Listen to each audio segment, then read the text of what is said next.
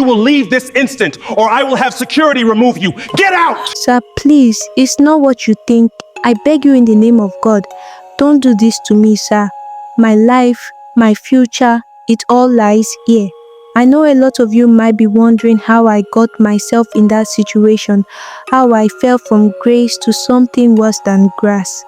This is my story. Don't cry for me, at least not yet. Just sit back and learn from my story. They say destiny doesn't always start with gold. Sometimes it begins in dust, in small corners where dreams are bigger than the streets that raised them. For Amara, her story began on a noisy stretch of Ekenwan Road in Benin City, where her mother ran a little provision store that smelled of soap, sugar, and survival. Every morning, before the sun melted the mist, Mama Amara would open the wooden doors, arrange sachets of milk, tins of peak and cabin biscuits, and whisper the same words to her daughter. Amara, make sure you become the woman I could not become. Their life wasn't glamorous. One small room behind the shop, a shared bathroom, and the constant roar of keke and danfo buses. But love lived there, fierce and protective. Amara was different. Even as a child, there was something in her eyes, that unbending spark of purpose. She attended Anglican grammar school, not too far from their home, one of those schools with aging walls, but sharp-minded teachers. She was a star there, always topping her class, always humble, and always staying back after school to explain lessons to classmates who struggled. At home, her mother sewed under the sun to pay her school fees, while Amara studied by the dim light of a kerosene lantern. Her friends teased her for reading too much, but she never stopped. Mama, she'd say, one day I'll wear that black gown and wig. You'll see me on TV. Her mother would laugh. Just make sure you eat first, lawyer. When she wrote JMB, she scored 293. The neighbors heard and came running to congratulate her mother. Now your Pekin way get 293, they'd shout. Then came Uniben's post-UTME, where she scored 75 and earned her admission into the Faculty of Law. The day the admission letter came, her mother broke down in tears. She didn't just see paper, she saw answered prayers. University life started like a sunrise. Amara got a small self-con on Newton Street, Ekosodin, one of those streets where life never sleeps. A mix of music, generators, laughter, and frying plantain. Her room was tiny, but she decorated it with sticky notes and scriptures on the wall. At the top was one that read, "The girl from Ekenwan will become a voice for justice." Every morning, she took the shortcut through Ekosodin Gate, greeting familiar faces, and by her third year, she had already become a name. Everyone in the Faculty of Law knew her, even across to the Faculty of Agriculture, which stood opposite, and vendors at June 12th, that popular snack joint adjacent to law, knew her by face and name. "Fine lawyer, welcome you," they'd shout. She'd smile, buy puff puff and a cold Coke, and joke with them before heading back to class. Amara wasn't just brilliant. She had a giving heart. Her classmates admired how she managed her time, studied hard, and still found ways to help others, even with her limited means. It was during her second year that she met Nosa, a quiet, reserved student from the Department of Mechanical Engineering who was in his final year. He was 3 levels ahead of her, tall, polite, always looking like someone carrying too much weight on his shoulders. They met at June 12th on a hot afternoon. He had ordered food but didn't have enough money to pay after realizing the vendor had increased the price. He stood there embarrassed, fumbling through his pockets. Amara, sitting nearby, saw what happened. Without hesitation, she called the vendor, smiled, and paid for his meal. "Don't worry about it," she said gently. "Just make sure you eat well. We all need strength in this place." That small act struck Nosa deeply. He thanked her over and over, embarrassed yet grateful. He didn't forget it. Over the next months, they'd greet each other whenever they crossed paths on campus. Sometimes she'd share her extra food, or they'd talk briefly at June 12th. To Amara, it was nothing special, just helping where she could. But to Nosa, it was kindness he had rarely experienced. By her third year, Amara's brilliance and humility made her one of the most respected students on campus. She'd stay up late in the Uniben basement, surrounded by piles of law reports and case notes. Sometimes, her friends begged her to sleep. "Sleep, K," she'd laugh. "I didn't come this far to stop halfway." Her project supervisor, Mrs. Elohor, adored her. "Amara," she'd say, "you remind me of myself when I was your age. Don't ever lose your focus." Even lecturer Osahon, known across the faculty for his strictness, once commended her during a lecture. That single moment made Amara's heart swell with pride. Her mother, back on Ekenwan Road, was doing better too. Her little shop now had a small fridge for drinks. She'd proudly tell customers, "My daughter go soon be lawyer O." Amara would laugh shyly whenever she heard those stories. She didn't like attention. She just wanted to make her mother proud. Her life felt perfect, not because it was easy, but because it had purpose. Every goal she wrote down seemed within reach. Graduate with a first class, go to law school, take care of mama, start a foundation for underprivileged kids. But life, in its cruel irony, doesn't warn before it turns. Because one afternoon, during her 500 level second semester law exam called the PUL 504 or Criminology 2, a single mistake would twist everything she had built. A moment that would change her life forever. The sky over Benin that day was unusually heavy. The kind of cloudy afternoon that feels like it's hiding something. It was exam season. The most intense time for Uniben students. Everywhere you turned, from Ecosodin hostels to BDPA to library and the library extension to basement, and even the never talked about Osasogie quarters was buzzing. You could hear the rustling of papers, the strike of sandals and shoes against the dusty floor of Uniben, and cries of students begging sleep to stay away. Amara had hardly been sleeping. Her final exams meant everything. 5 years of sacrifice were about to end, and all that stood between her and her dream were 5 courses. She'd often walk home from basement by 6 a.m. in the morning, her backpack full of textbooks, her eyes dim from exhaustion, but her heart blazing with hope. She was ready. That morning, she ate quickly, just pap and akara from Mama Rita by Newton Street Junction, then ironed her white shirt and black skirt. She looked at her reflection and smiled faintly. "Last lap," she whispered, "just this last lap." The Faculty of Law was buzzing. Students rushed about, clutching IDs, pens, handouts. The Faculty of Agriculture, just across the road, had their own exam that morning too, so the area was unusually crowded. Vendors at June 12th were calling out, "Buy your gala and drink before exam O." Everyone seemed anxious, excited, or both. Amara greeted a few familiar faces and walked briskly into the hall. She chose a seat in the middle row, the perfect spot, not too front to draw attention, not too back to seem unserious. As the invigilators entered, the room went silent. Among them was lecturer Imaid, the one everyone feared. Amara wasn't worried. She was ready. The paper started. She flipped through the pages and smiled. The questions were tough, but she had read for them. She began writing. Then, 20 minutes in, something small but deadly happened. A known sharp guy in the faculty quietly tapped her chair. She turned slightly. He whispered, "Please, help me pass this small paper to the girl in front." Amara frowned. "I can't." But before she could finish, he threw the small folded paper on top of her answer booklet.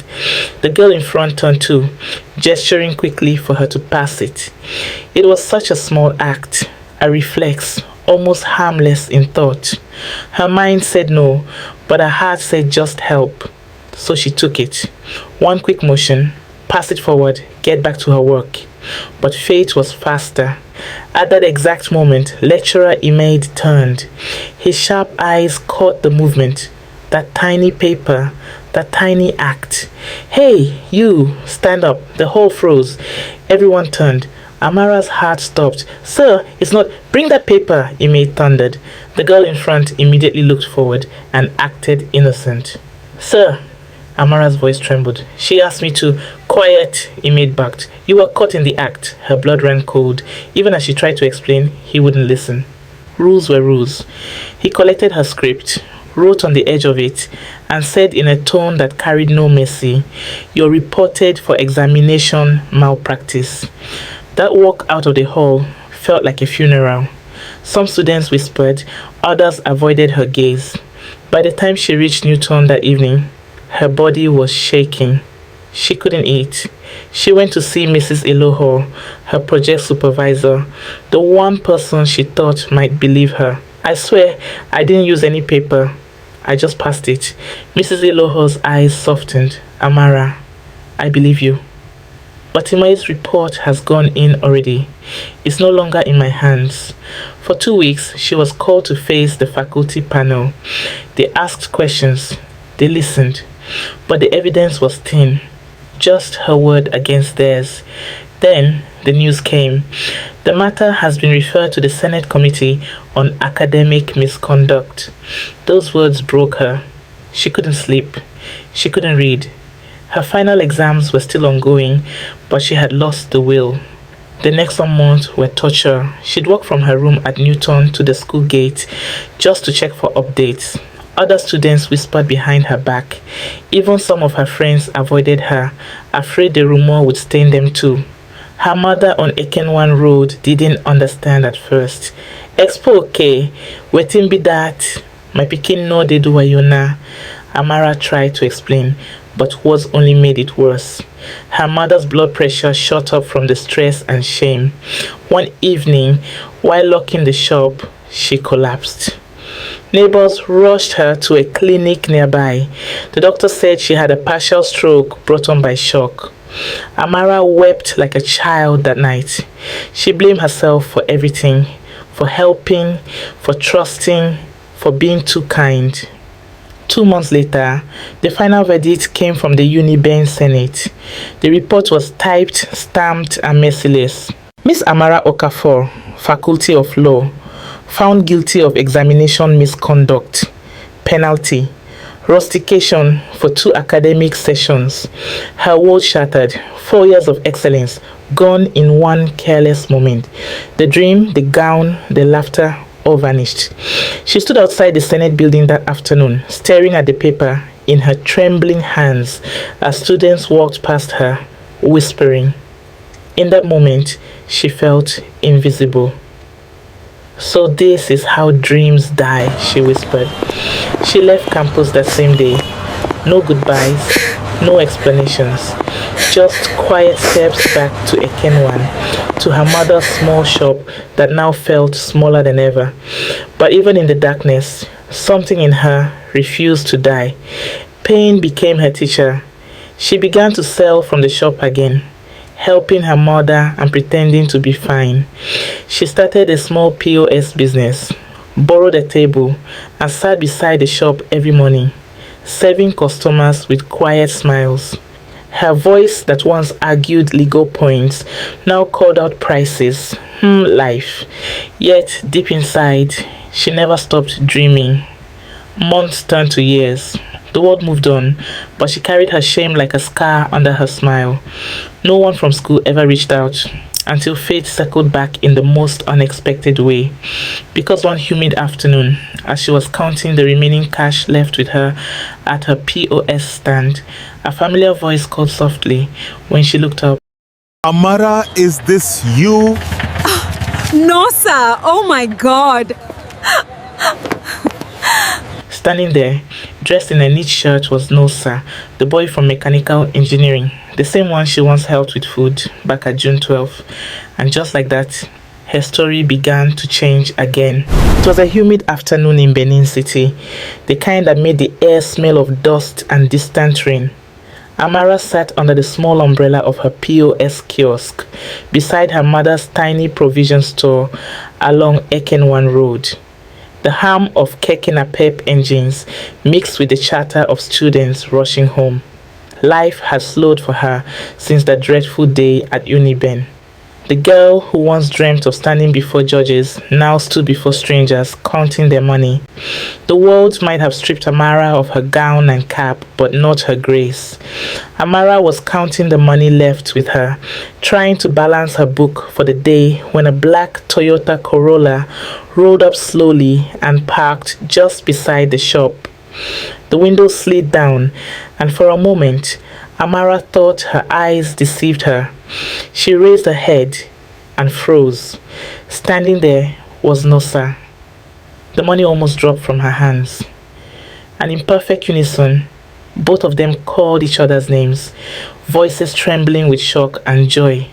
Nosa, Amara, without a second thought, they rushed toward each other and embraced tightly.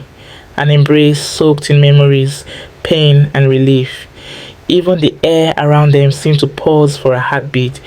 The young man who once teased her for being too serious back in Uniben, now dressed in a crisp shirt, wristwatch glinting under the sun, smiled through watery eyes.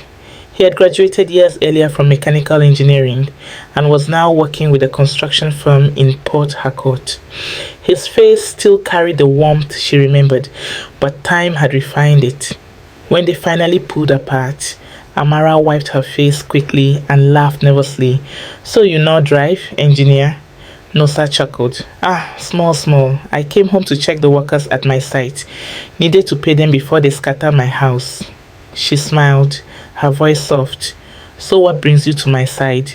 Nosa lifted his card playfully. "Pause, madam. I want withdraw 200,000. Amara blinked. 200,000, he laughed. "Yes, I need to settle the workers before I go back." As she processed the withdrawal, Nosa kept stealing glances at her. The Amara he remembered had always carried herself with quiet confidence.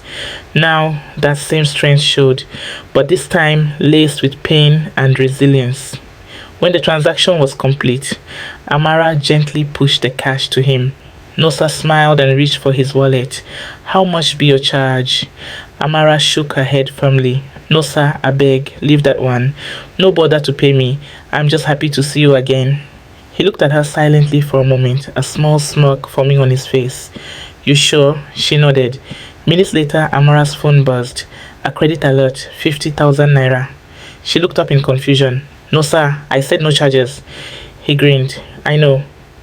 That's not for charges. It's extra for you. Buy something nice for yourself." Amara frowned. No sir, no, I beg. I no fit." He raised his hand gently.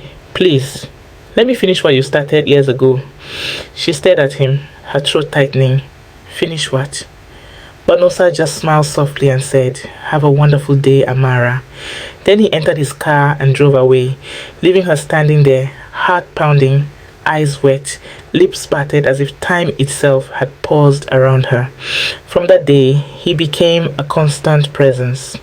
On evenings when rain fell, he would stop by with food from her favorite restaurant along the road, spicy jollof, fried plantain, or sometimes meat pie and malt. He never forgot her mother either. He always brought her something sweet or soft to chew. One night, as the rain poured heavily, Amara stood outside trying to fold her umbrella when Nosa arrived beside her. He helped her pack, and when the rain stopped drizzling, Amara walked him back to his car. They spoke, but their heartbeat spoke louder, and without thinking, he pulled her close.